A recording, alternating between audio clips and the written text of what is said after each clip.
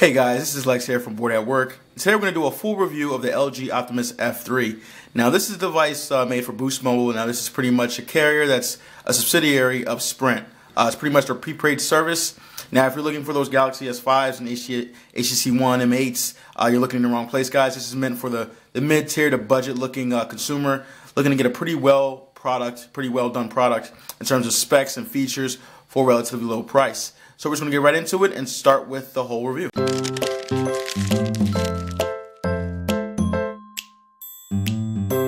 Okay, now we have the LG Optimus F3 on lock screen. I have it on lock screen now just to showcase the notification LED that is embedded inside the home button. So what I'm going to do now is send the device a message and see how that works.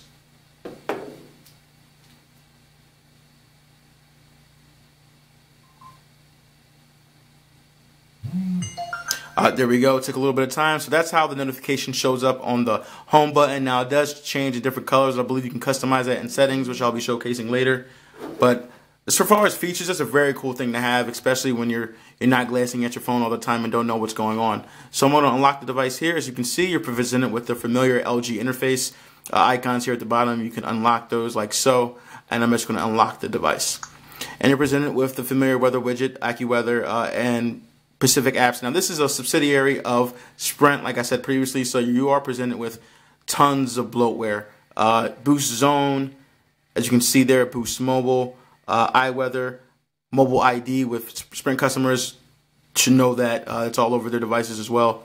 Going into the app drawer, you do have some specific apps from LG. You have LG Tag, you do have Qualcomm's Enhanced application, which goes with the Snapdragon processor, like I said previously. And you do have AirG, Boost Music, Scout, which is a preloaded device that works with them. But overall, bloatware is heavy on here, but again, it is a budget device, so you really can't complain too much with that. Pressing the home button, notification bar, you're presented with LG's Q slide bar, which has been a nuisance ever since it's been released. You cannot remove that bar. You actually can do certain things like, actually, let me see if I can do it here. Hit things like NFC, sound, Wi-Fi, sync, rotation. Again, these are all notifications that you should be familiar with by now if you haven't. You can actually edit those up here and scroll and put them like so. You can change the position if you want to. Going back here, you do have the notification bar as well. Slide notifications like so. And there you go. Now, LG's interface isn't too obtrusive. I just would rather say it's not really elegant. It's very ugly, very colorful, very kid-like, similar to Samsung's old TouchWiz. Has been refined a bit, so I really can't correlate it to that.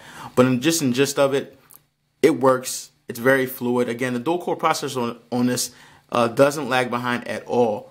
Speed is definitely something that I would give the LG Optimus F3 credit for. It runs smoothly. Now, if you're running high-intensive games and apps over a period of time, it will slow down because of that gigabyte of RAM.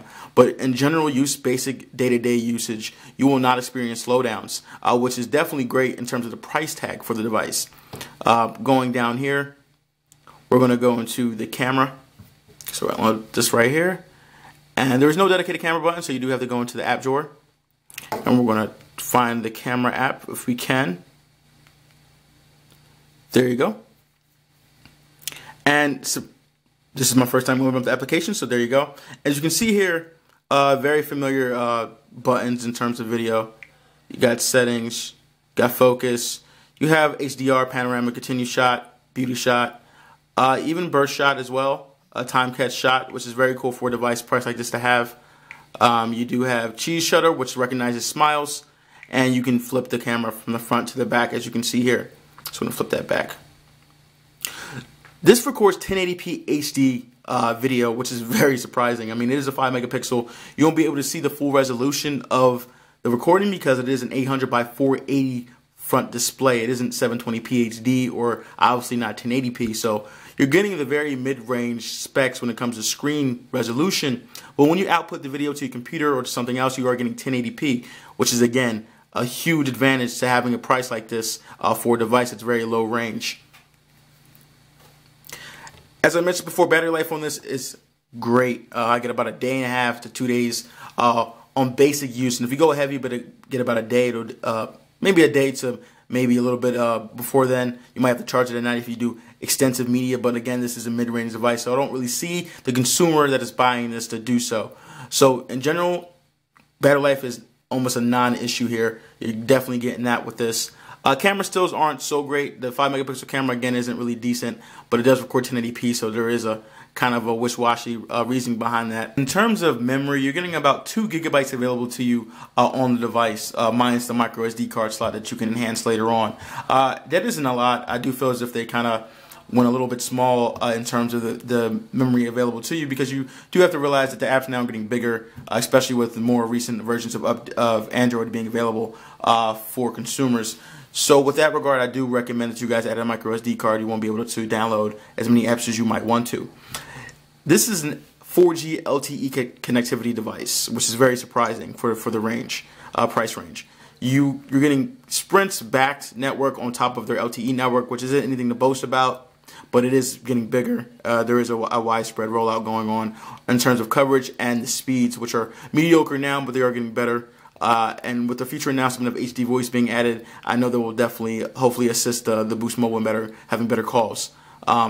The device itself, in terms of phone calls and text, fine. Phone calls were decent. They heard me well on the other end, and vice versa. That will not be an issue here with the Optimus F3.